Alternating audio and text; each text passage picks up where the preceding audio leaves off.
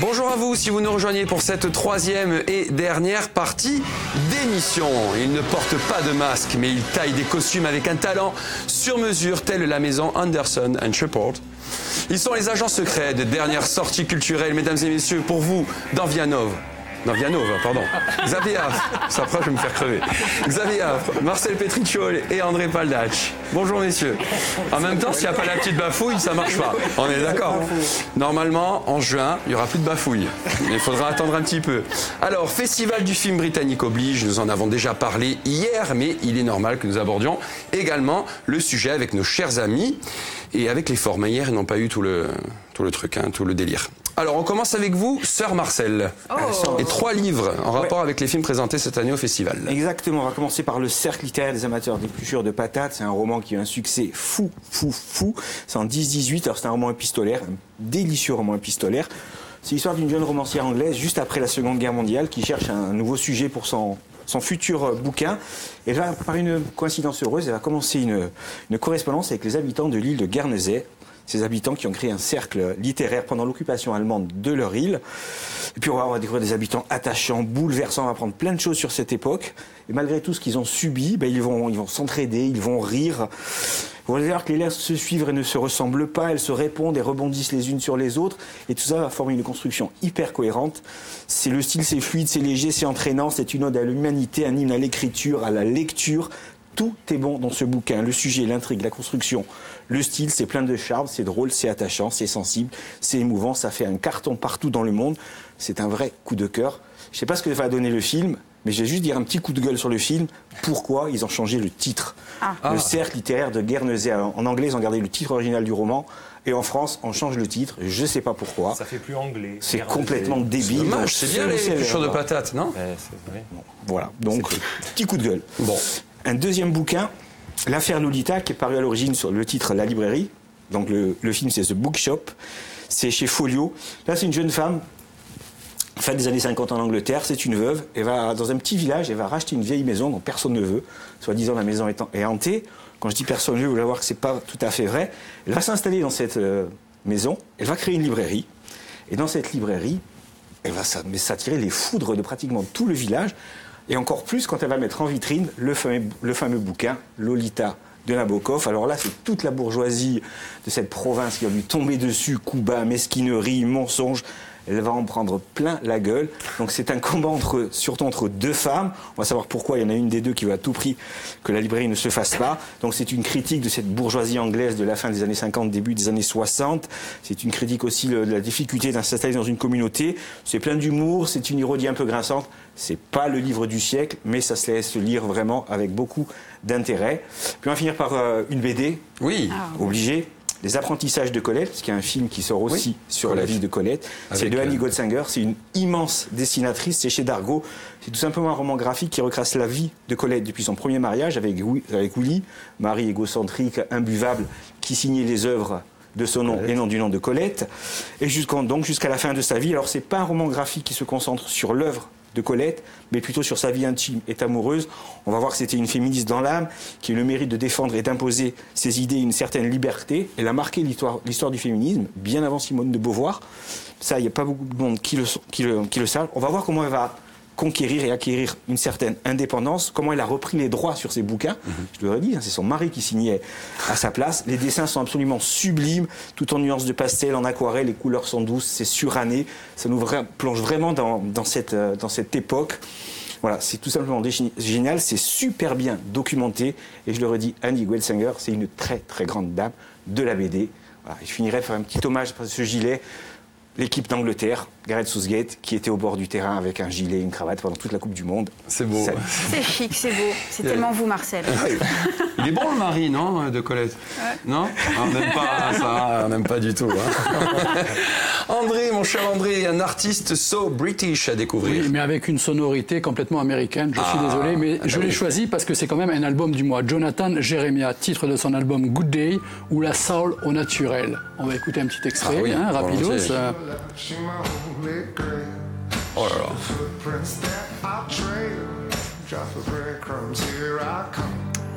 là. Ah ouais, non mais ça c'est bon ça. Alors, entre folk et soul, découvrez Jonathan Jeremiah, 4e album de l'artiste. Là, il a enfoncé le clou, il a maîtrisé totalement tout. Hein. Alors, il démontre l'étendue de son talent à travers cet album avec une voix de velours taillée pour chanter un petit peu des grands textes et des styles à la Richie Evans, James Taylor, Carole King, John Martin. Et on trouve aussi un petit peu des influences à la Serge Gainsbourg, suivant certains morceaux. Donc, un album conseil. Hein. Voilà. J'ai collé un petit 7,5 sur 10. C'est pas mal. Oui, il mérite bien. Il mérite bien. C'est pas mal. Alors, sinon, Alain peut en cacher un autre. Mercredi, on a reçu Chamfort.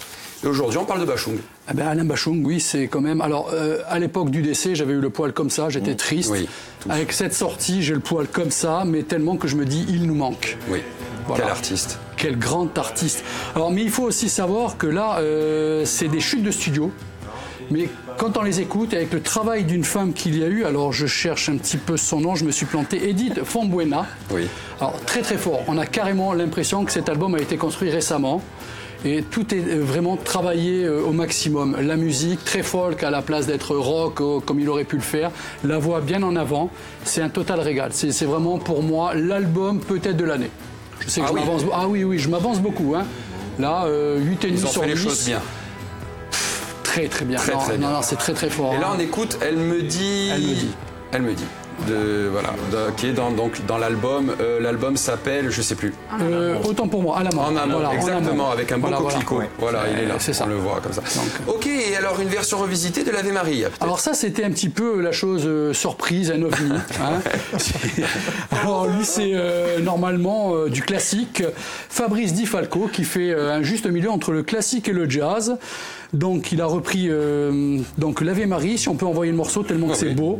Vous allez être étonnés. Hein, il faut rentrer dans l'album pour découvrir ça. Hein. Ouais. Et laissez pas passer les pieds, de rentrer bien dedans. Je vous ai dit, c'est un ovni musical comme j'aime, moi. Mais c'est bien, en période de fête et tout, c'est super en plus, non? Mais écoute là. Les Maria, ça tombe bien. Ce mariage de classique, de voix à la Farinelli et de jazz. Mais enfin, toi dans la BD, toi dans le cinéma, j'espère que vous aimez ces artistes qui osent encore. Bien sûr. Sinon tout serait fade. Puis l'orchestration est plutôt belle et riche. Très réussie. Merci André, on va revenir vers vous en fin d'émission. Xavier, alors on reste dans le festival du film Brit avec 3 films que vous avez sélectionnés. Alors bon, rapidement, parce qu'en fait il y a 19 films, alors c'est sûr qu'il y a 6 avant-premières, il y a beaucoup de choses, romance, humour british, chacun pourra y trouver son compte à mon avis. Est-ce que vous y avez trouvé votre compte? Alors il y a deux choses moi qui m'intéressent, dont une que j'ai pu voir. Donc d'abord le film sur Whitney Houston, c'est un documentaire qui avait été projeté à Cannes, on en a un petit peu quand même parlé au vu de la personnalité de la chanteuse. Alors c'est de Kevin MacDonald, c'est le réalisateur du Dernier Roi d'Écosse. Ah d'accord. Voilà. Et puis donc documentaire apparemment de ce que j'ai entendu dire classique, mais assez intéressant, qui montre bien les fêlures. C'est classique aussi, celle de l'artiste. Ce sont des images d'archives, il y a des il y a des images. Voilà. Non, pas de reconstitution. Visiblement, c'est plutôt des images d'archives, pas sponsorisées, mais évidemment mis en avant par la famille. Donc on imagine que les fêlures, mais pas jusqu'à un certain point. Mais pas trop profond non plus. C'est un peu contrôlé, mais apparemment c'est plutôt pas mal. Et puis il y a un film qui m'intéresse, et celui-là je l'ai vu. Qui m'intéressait, c'est Forgiven, de Roland Joffé, quand même. Je me demandais ce que était devenu Roland Joffé depuis Mission, Palme d'Or à Cannes aussi. Hein. Et il fait un film sur l'apartheid en 94, avec Desmond Tutu, qui avait été nommé président de la commission Vérité et Réconciliation. Et c'est ça qu'on voit dans le film en 94. Avec le grand Forest Whitaker qui est imposant dans tous les sens du terme d'ailleurs, et qui est assez impressionnant sur ce film. Voilà, donc ça c'est vraiment à voir. Il y a un conseil, moi, que je ne fais pas, si je peux me permettre, c'est Marie Shelley, d'Aïfa Al-Mansour. Parce que j'ai pas très bien compris. Alors c'est censé nous montrer la jeunesse de Marie Shelley, la créatrice de Frankenstein. Évidemment, sur le processus d'écriture ou de création, on n'apprend rien, donc c'est ça qui est terrible. Et c'est plutôt la romance un peu et sur ses amours, dont moi personnellement je me suis un peu foutu royalement pendant tout le film. Mais voilà, après ça risque de toucher pas mal de gens, mais je trouve ça un peu kitsch. Dommage de faire un film sur Marie Shelley sans parler de. On en parle, mais c'est clair que moi j'ai du mal à voir, on comprend pas bien pourquoi, à l'âge qu'elle a, parce qu'elle est relativement jeune quand elle l'écrit, et surtout ce que ça provoque comme conséquence, parce que c'est un roman qui est choquant à l'époque, on voit pas. Ça sent la crise de diabète, quoi. petit peu. Allez, écoutez messieurs, alors on va juste rappeler le festival du film britannique qui aura lieu à Ajaccio du 27 novembre au 2 décembre 2018 à l'Espace Diamant. Les coups de cœur, Marcel, un petit coup de cœur, oui. On va rester en Angleterre. Ah mais écoutez, bien sûr. oui. Avec Tom Gold, vous êtes jaloux de mon jetpack, c'est aux éditions 2024. Alors c'est un auteur anglais qui écrit dans le respectable journal The Guardian, bien sûr, en Angleterre, à Londres. En fait, ce sont des strips un petit peu à la Peanuts qui apparaissent pratiquement toutes les semaines.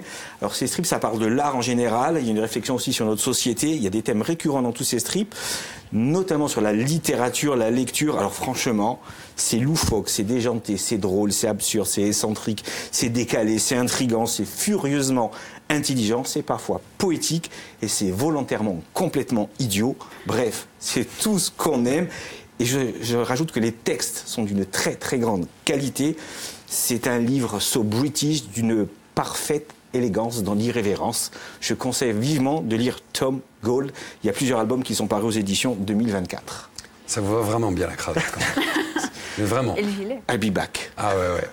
Complètement. Alors Xavier, Suspiria, un film. Alors un film par un auteur qui s'appelle Luca Guadagnino, donc on m'attendait pas forcément là, après un film qui était une histoire d'amour entre deux adolescents, donc on se dit qu'est-ce qu'il vient faire dans ce film qui l'a marqué, mais je pense qu'il a marqué beaucoup de monde, le film de Dario Argento de 77.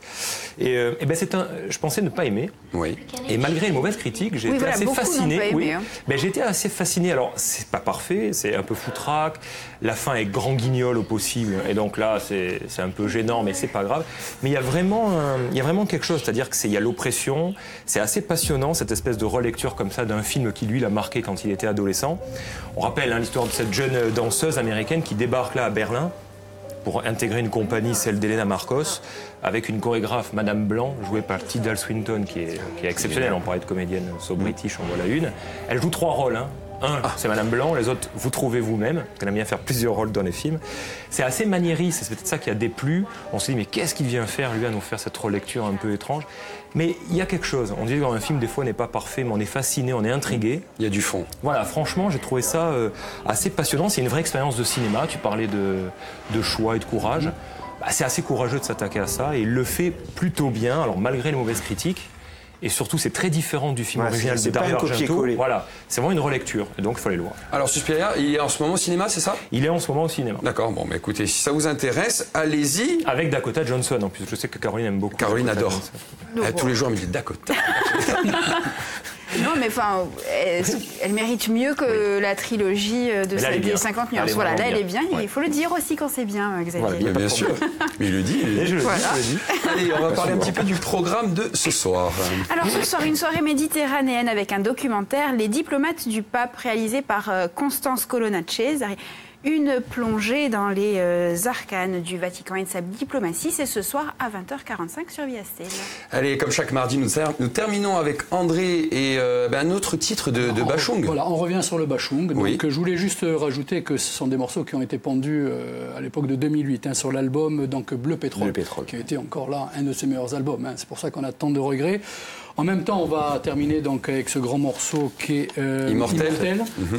Et je pense qu'on devient immortel quand on crée des morceaux comme ça. On peut mourir, mais le morceau lui restera et rendra la personne immortelle. L'histoire continue. Et c'est pour ça que je vais dédicacer aussi ce morceau et cet album à Jeff qui nous a quittés hier, un grand disquaire dans Ajaccio. Jeff, on pense à toi, Bachung, c'était pour toi. Voilà, merci. Apprécié. Merci beaucoup pour cet hommage. Merci à vous 3 messieurs. On se revoit mardi prochain pour de nouvelles aventures. On va travailler autre chose, une autre intro là encore. Ouais, c'est pas trop bafoué cette fois. Allez, nous on se retrouve demain, même heure, même endroit, à 12h05 sur Viastel, dans Viano avec Caroline et moi-même. Et plein de gens.